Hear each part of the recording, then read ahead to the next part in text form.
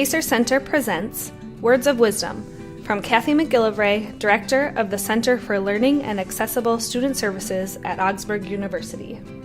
Listen in as Kathy shares her expertise about the transition from high school to college for individuals with vision loss. How are parents involved at the college level? So for families, it really is a big shift when students are transitioning to college. And often people wonder what the role of parents should be. What should that role be? And I think it really is individualized. Parents are, in my view, are primarily there to be a support to their student. I think parents can provide some really valuable feedback and input on things that have worked well for the student in the past. But I really think the student is the one who needs to be requesting accommodations for themselves. They can get some help from their parents with ideas, but the parent really takes more of a back seat in college. There are no IEPs in college, and the student is really in the driver's seat. What advice do you have for high school students as they are preparing for college? I think there are some things that high school students can do to really maximize their chances for success in college. One of the biggest things they can do is be prepared.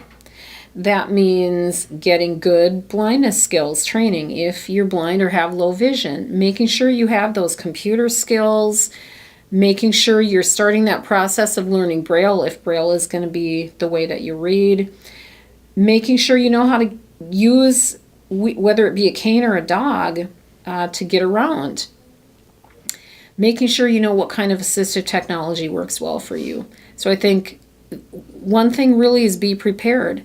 I think another thing that high school students can really do is ask good questions of the universities or colleges that you are visiting. And don't make your decision about where to go to college just based on their disability office. It's important for them to have a good disability office, and that's important for you. But even more important, I think, is for you to be able to pursue your dreams. What is it that you really want to do?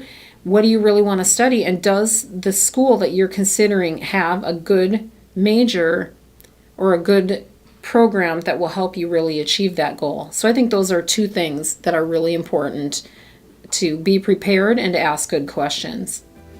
How might State Services for the Blind or the high school provide support during the transition to college?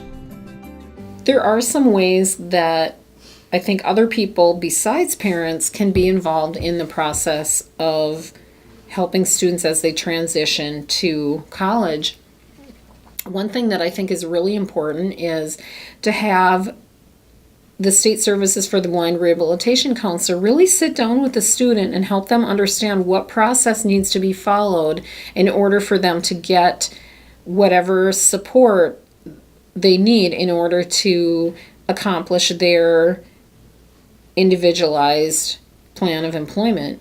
And if college is a part of that, then it's really important for both the student and the counselor to figure out how are they going to maintain good communication while they're in college. What does that counselor need from the student? How soon do they need their authorizations for books if SSB is going to be paying for books?